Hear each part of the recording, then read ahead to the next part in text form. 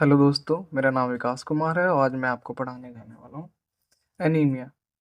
Anaemia means problem of not having enough healthy RBCs और haemoglobin to carry oxygen to body tissues.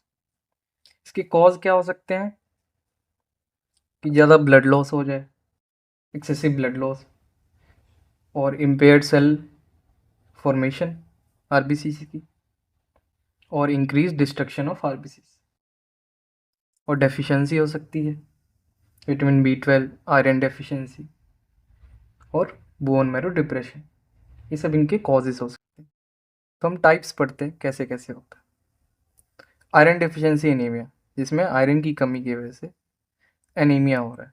ठीक है, symptoms क्या है generally anaemia के case में मिलते हैं सभी में? Shortness of breath, fatigue, workload on heart, tachycardia, dizziness. ठीक है, मतलब कमज़ोरी होगी देखने में को इन ओवरऑल।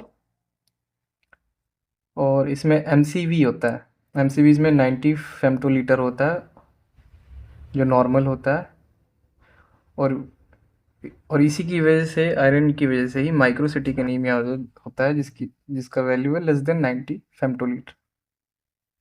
कॉजेज वही जो बताया था मैंने, ब्लड लॉस हो सकता है, आयरन डाइट नहीं मिल रहा है, डाइटरी आयरन आयरन नहीं मिल रहा है, और इन फीमेल्स में मेंस्ट्रुएशन एक कॉज हो सकता है।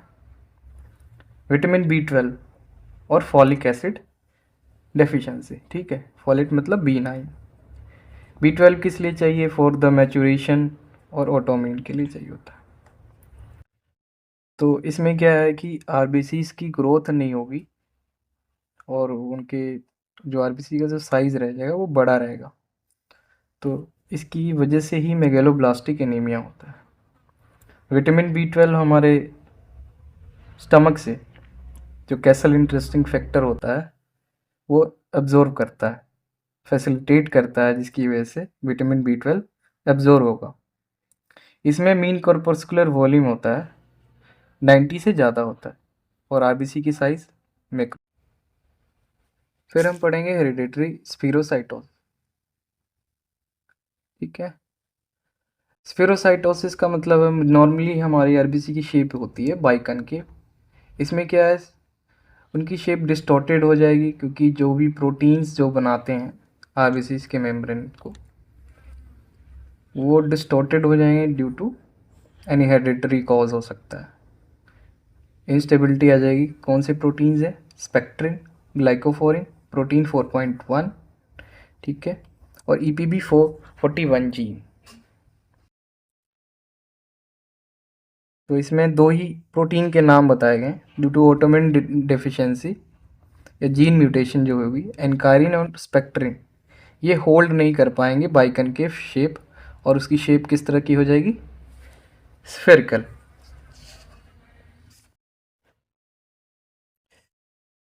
फिर G6PD डेफिशिएंसी एनीमिया। ठीक है, मतलब ग्लूकोज 6 फॉस्फोडीहाइड्रोजिनेस। ठीक है, अगर इसकी ये एंजाइम ज़रूरी है, आरबीसी के अंदर होते हैं ये, कोई भी ऑक्सीजन रिएक्टिंग स्पीशीज़ होते हैं वो उनको न्यूट्रलाइज करते हैं। और इसमें पैथोलॉजी में हाइज बॉडीज देखने को मिलेगी टेस्ट में। तो ये इस एंजाइम की डेफिशिएंसी की वजह से जो एनीमिया हो रहा है, जिसका नाम है ग्लूकोज 6 पीडिएच डेफिशिएंसी एनीमिया। तो इसमें क्या है कि इसकी जो ट्रीटमेंट है, इसमें ग्लूटाथायोन की टैबलेट्स आती हैं, वो दी जाती हैं।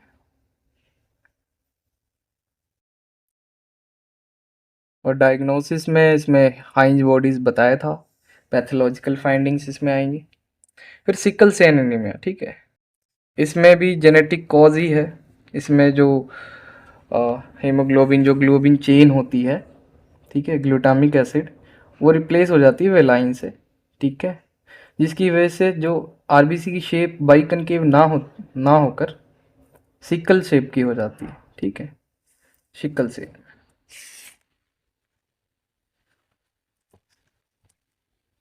फिर एक है हेमेरोजिक एनीमिया। हेमेरोजिक मतलब होता है ब्लड लॉस, मतलब कोई ट्रॉमा हुआ, कोई इंजरी हुई हमारे बॉडी में, तो ज़्यादा ज़्यादा ब्लड निकल गया, मतलब आरबीसी का लॉस हुआ। ठीक है, या फिर एक अपर जीआईटी ब्लीड हो गया, एच पाइलोरी इन्फेक्शन हो गया, अल्सर्स हो गए स्टमक में, ठीक है, वहाँ से ब्लड लॉस हुआ। एक रीज़न और भी हो सकता है, एनोरिज्म ऑफ अरोटा हो सकता है। तो ये हेमोरेजिक के टाइप्स में आ जाएंगे। फिर है ए प्लास्टिक एनीमिया। ए प्लास्टिक एनीमिया मतलब क्या है कि जो आरबीसी हैं उनमें ना एक प्लास्टिसिटी है कि वो मैक्रोफे वो वहाँ से स्प्लीन से ईजी निकल सकते हैं। प्लास्टिसिटी होती है मूवमेंट की, तो वो खो बैठते हैं, ठीक है। तो 55% ए प्लास्टिक एनीमिया जिसका अननोन कॉज है, किसी को नहीं पता क्या क्या कॉज हो सकते हैं। तो इसमें ए प्लास्टिक एनीमिया में पैनसाइटोपीनिया मिलता है, मतलब आरबीसी भी कम होंगे, डब्ल्यूबीसी भी कम होंगे, प्लेटलेट भी कम होगा। तो इसकी डायग्नोसिस जो बनेगी कि बोन मैरो में दिक्कत है, बोन में मतलब decrease red cell formation of bone marrow, मतलब बोन मैरो डिप्रेशन की वजह से हो रहा है।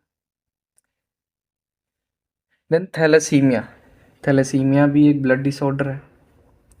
इसमें अल्फ़ा और बीटा चेन अफेक्टेड होते हैं, और ये कहाँ देखने को मिलती है, मेडिटेरियन जो रीजन में होते हैं जिनकी मेडिटेरियन एंसेस्ट्री होती है। ये दो टाइप का होता है, अल्फ़ा और बीटा थैलेसीमिया।